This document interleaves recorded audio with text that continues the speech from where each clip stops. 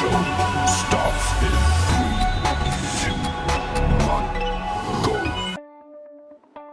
Hello everyone, we are the Besserwisser group, and today's presentation is titled Implication on Health Ecosystem regarding the Malaysian Socio-Economic Performance Analysis, which is in line with our theme of SDG 3, Good, Health and Well-being. So let's touch on a bit of Malaysian healthcare history. Malaysia healthcare has come very far from the old ways of using pre-colonial traditional remedies and practices.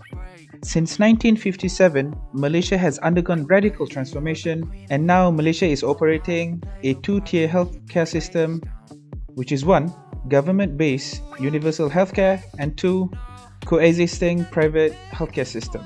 And fun fact, did you know that Malaysia scored 95 out of 100 as was ranked first in Best Healthcare in the World category of 2019 International Living Annual Retirement Index? And with that, let's start off with our first presenter. But before we go to the first presenter, this is our objective, which is to underline the detrimental relationship that exists between low-income households due to low socioeconomic status and health issues that arise due to this matter. Problem statement is low socioeconomic status causes health issues that riddle the low-income groups. Therefore, it is crucial to identify and consider the issues that those from low socioeconomic status suffer.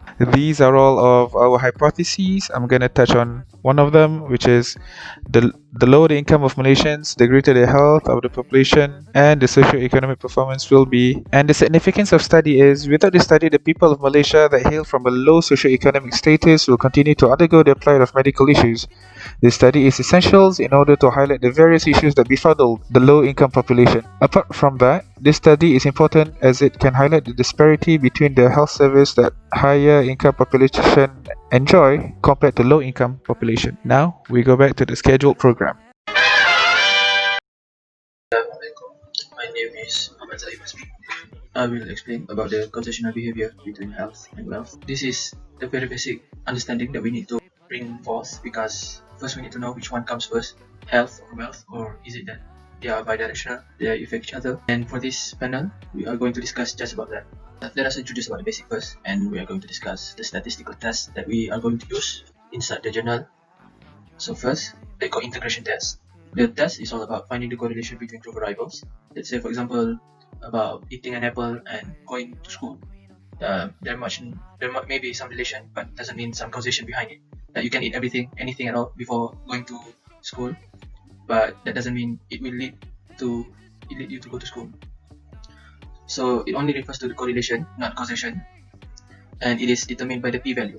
For those of you who have learned about basic statistics, p-value represents the it's just the area under the bell curve, but it's all about how we're going to accept or reject the null hypothesis. And usually for the null hypothesis for the statistical test is that there is no correlation between the two variables, and the alternative is that there is a relation between the two variables. The second test is called the Granger causality test. It is about find the causality between two variables. Like before, the co-integration test is about correlation. Now it's about causality. The bad thing about this test is that it only preview the causality, not the correlation. So for example, if two things has no correlation whatsoever, then maybe you get a causality, you get an F value, but it doesn't mean anything because there's no relation to begin with. So it is important to do the co-integration test first and then the causality test. However, the third test called the Toda and Yamamoto causality model, it's similar to Granger causality, but it eliminates the need for co-integration test. So you only need to do this one test and that's it. You get your conclusion. So for the next slide, so we have reviewed some journal, particularly from Chen and Elmi and Sadeghi. Firstly, from Chen and gang. First, they have shown that Malaysia, along with Thailand and Indonesia, they have G non-causality, between GDP, which is gross domestic product, and IMR, which is infant mortality rate. So what they have found is there's no relation and no causation between the two, between GDP and IMR. But for other countries, somehow they have found a bidirectional causality link, which means health and wealth are mutually supportive. Next, from the Elmi and Sadeghi, they found positive linearity from healthcare spending to GDP. So what it says that healthcare will give rise to increasing GDP. That's it. But the thing is, they're both wrong. Like these two journals come to the wrong conclusion. First, because they do not include enough parameter. They run the test with a lot of countries, 50, 60, 70 countries, but they only pick two parameters only. They do not adjust, they do not add error or something, they do not regress properly, and that's why we reject their findings, their research. For the next journal, we're going to talk about import-export nexus on GDP in Malaysia, particularly in Malaysia. This journal is produced by Mohamad. So let's talk about export-led growth hypothesis. So what this hypothesis talks about is that the development of a country relies greatly on its export activity. So let's take a look. First, we're going to take the causality link between export growth and GDP. So it turns out from export to GDP, there's a mutual link between the two, which means that export activity will increase GDP and GDP will increase export activity. So it's mutual. Second is the import growth and GDP. For import and GDP, there's only unidirectional. It is from import to GDP, which means that import growth will lead to GDP increment, but GDP increment will not lead to import growth. And the last one, the export and import relationship. So it turns out they are also mutual, which means that export activity will increase import activity and import activity will increase export activity. The next journal is by Choi Hui Lin and his fellowship about trade and life expectancy. So about these two, trade is just, when we talk about trade, we'll talk about export and import, both. So first about export growth and socio-economic.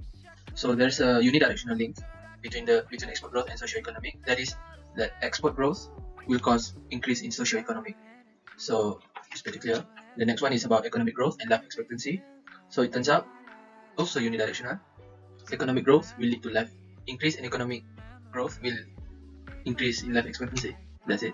That is common knowledge, but it's unidirectional though. That's the thing. Economic growth will lead to increase life expectancy, but not the vice versa. So which means that life expectancy does not come first. It is a result from economic growth. And about this journal, there's also some recommendation that they put in to overcome the negative impact of trading, because trading will cause pollution. You guys know there's shape and smoke everywhere. So the revision will start from the policy about the environmental and public health, basically to overcome the pollution, to increase the life expectancy. Is healthcare spending, income, and relative price. So that's the three parameters. So that should be okay, just okay. So first one, relative price and health. It turns out there's a unidirectional causality, which is from relative price to health spending. Basically means that relative price refers to the price of the medicine, the goods and services of health, which means that when the prices go low, the health spending will increase. That's what it says. The second one is relative price and income growth. So it turns out it's bidirectional, which means relative price increase, income growth increase because health increase. It's basically logical. But that's for the short run, like for a small period of time. But for a long period of time, like decades, health spend and income is bidirectional, which means that the more you spend on health, the more income you get, and vice versa is also true. And the relative price and health spending is also unidirectional, just like short run. And in this journal, particularly in this journal, there are also in policy recommendations about to encourage health spending in the long run, so that over a long time, the economic development will go exponentially increase, and it will benefit us. Oh my god! Wow! Hello everyone, my name is Vinosheen Muniandy. Today, I will explain to you about the topic, does having a lower income affect the health of the population and the socio-economic performance? The introduction. Households and individuals of lower socio-economic status, which are known as SES, are more likely to suffer from poorer health and have fewer resources to buffer against the negative effects of poor health. Because of this, unexpected adverse health events can be particularly devastating for low-income households because it can affect their employment, create new household economic needs, and increase household workloads. Let's move on to the main points. Evidence from multiple studies suggests a bidirectional causal pathway from poor health to lower SES and vice versa, which is from low SES to poorer health. Example, poor health leads to lower SES if chronic health conditions limit workforce, which results in job loss. Besides that, low SES leads to poorer health if households have limited access to health resources and exhibits suboptimal health behavior, Suboptimal health behavior, as in avoiding regular doctor visits and unhealthy diets. Move on to the next point. The relationship between SES and health also varies across the life cycle. In middle and older age adults, poor health is related to lower household SES because new adult adverse health events lead to less employment, income, and wealth. Household SES particularly impacts the health of household members during childhood and early adulthood when income and wealth trajectories are being well established. When an adult household member experiences poor health, household SES may disrupt. Therefore, the effects of poor health and low SES are compounded within the household. That's all from me. Thank you.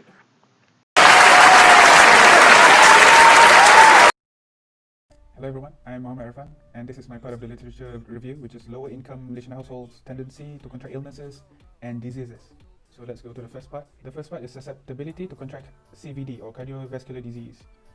A Kuala Lumpur and Sarawak study were analysed, and there is a strong correlation between low income and increased chance of CVD.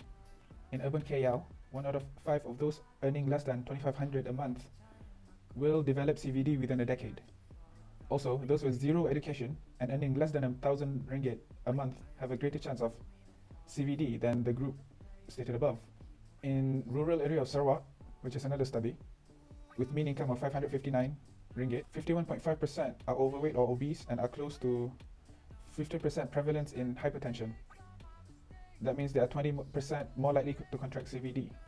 The limitations of these two studies are the sample size, which is around 800 for KL and 300 for Sarawak, and KL and Sarawak have population in the millions, and it focuses of those living in only KL and Sarawak, so it's not really comprehensive, not really holistic, and therefore it's not representative of the whole of Malaysia. Next is unhealthy eating habits and smoking. Large-scale children studies show that children who are from low-income group suffers from poor non-verbal IQ with an odd ratio of 2.01, and children who come from low-income group and who are obese are more than twice as likely to be associated with below-average low or borderline IQ, or 2.28 in the OR. A small-scale cigarette smoking research was done on adolescents from age 13 to 17 from secondary schools in KL. Upper secondary Bumiputra male have higher smoking percentage of 78.2%. 88.6% of adolescent smokers are from the B40 group. Strong correlation between low-income household and adolescent smoking, which is P0.03. Limitations for KL is very small sample size, only representative of adolescents, therefore not children or adults, and only applicable for KL. And the children study is only applicable for children from the age of 5 to 12. And that's all for me. Hello, I'm Kavishna Ludmillaa matrix ID 17005334, and I'll be explaining on implementation of government policies to reduce the effect of socio-economic status in healthcare. Socio-economic status underlies three major determinants of health, which is the healthcare, environmental exposure, and health behavior. In addition, chronic stress associated with lower SES may also increase morbidity and mortality. Reducing SES disparities in health and will require policy initiatives addressing the components of socio-economic status as well as the pathway by which these affect health. Health effects of relative SES occur across the whole range of the SES hierarchy. The burden is particularly great for those in poverty. Given this fact, policies intended to increase the income of the poor should have the greatest positive impact on health outcomes. The Earned Income Tax Credit (EITC) is a contemporary example of a federal policy that has raised the income of working poor families, while welfare reform in general has pushed in the opposite direction, cutting the stipend levels for residents. This intervention have affected the distribution of resources and therefore the context of inequality, which at least in theory should have leave their traces in health outcomes. Quality of healthcare vary by socio-economic status. Persons who lack insurance receive less medical care, including screening and treatment, and may receive poorer quality care. Although the very poor may be eligible for Medicaid, and persons over age 65 for Medicare may fail to enroll. Even in countries that provide universal coverage, persons with less income and education do not use health services in the same way that their wealthier, better educated persons do. This suggests that access to primary care may be one of the pathways by which income inequality affect mortality. Affordability and accessibility of healthcare have received a great deal of policy attention. Access to care is important for treatment of disease. It has relatively little to do with SES differential in disease incidence. Even in countries with universal healthcare, SES-driven inequalities in health are pronounced. A recent study showed higher mortality among men with less income, less education, and lower occupational status for a variety of causes of death, all of which were amenable to medical treatment. SES disparities in health actually widened after the establishment of the National Health Service. The provision of universal coverage was insufficient to offset broader economic or social changes. Hence, while major inroads could be made in reducing health inequality by providing universal coverage, this policy strategy will not come close to eliminating health inequalities because the underlying incidence of disease, toxic exposure, and injury is the dominant force. Nice. Hello, good evening. I am Sidhaarthar Raman. My ID number is 24954, and today I will be talking about the socio-economic performance as well as the health implications. Before we delve in deeper, the big question is, what is socio-economic performance or development? In general, development is the state whereby things in a particular perspective are changing for the better. In the socio-economic context, development and performance is the indication of the improvement of people's lifestyle through many aspects such as education, income, skill development, as well as employment. Socio-economic development is the process of social and economic development in a society and is measured through certain indicators. These indicators such as gross domestic product (GDP), life expectancy, literacy, and employment levels are the indicators by which socio-economic development is gauged. On the downside, these indicators such as GDP and per capita income do not indicate the level of income equality among people. Thus, a new concept of human development is being used that focuses on overall quality of life, opportunities, as well as the freedom that they enjoy. The next point that I will be talking about is the health-related quality of life among low socio-economic population. People of lower socio-economic standing are the ones who are most affected by NCDs, non-communicable diseases in Asia-Pacific region. Non-communicable diseases are chronic diseases such as diabetes mellitus, hypertension, and other illness that are long-term but are not, they cannot be spread from one to another. Such that the rising living costs mean that cost of food, housing, healthcare, as well as childcare affect this group the most. Therefore, they have many other issues and factors that cause them health issues due to their lower socio-economic standing. The socio-economic standing affects the quality of life, especially the health-related quality of life, as insufficient funds lead to poorer healthcare and possibly no healthcare in worst-case scenarios. Moving on, we will be looking at the link between the socio-economic status as well as obesity, especially among adolescents. A high socio-economic status is associated with increased prevalence of obesity among children. As the household income increases, the BMI status among adolescents tend to increase. However, the BMI status is shown to be inversely proportional to the household size. Therefore, the smaller the family, the higher the BMI status, and vice versa. Apart from that, higher education levels lead to a better quality of life, thus higher socio-economic status, and this in turn can lead to obesity among adolescents in some cases. Apart from that, we will be now looking at the health access and nutritional issues among the low-income population. Inadequate income is an obstacle for low-income population in getting access towards essential healthcare and a conducive quality of life. This includes proper nutrition. Access to essential treatment is a burden to low-income groups. Thus, this causes a higher risk towards catastrophic health expenditure, meaning what a person who belongs to a higher socioeconomic standing pays, the ones from a lower socioeconomic standing might have to pay extra due to their slightly blocked access to essential treatment. A lower socioeconomic status also causes a lack of a proper diet, thus leading to malnutrition and increasing the risk of chronic diseases or NCDs. For example, cancer patients from a low-income population who are of the latter stages due to late detection owing to their low socioeconomic status that causes low and inaccurate knowledge in early signs. These impedes their health-seeking behavior and causes them for the cancer to be detected at a later stage, thus putting their whole life at risk. Last but not least, we'll be looking at the poor socioeconomic status among Malaysians older adults. Older adults have a limited income and possibly high expenditure due to the health issues that are common with aging.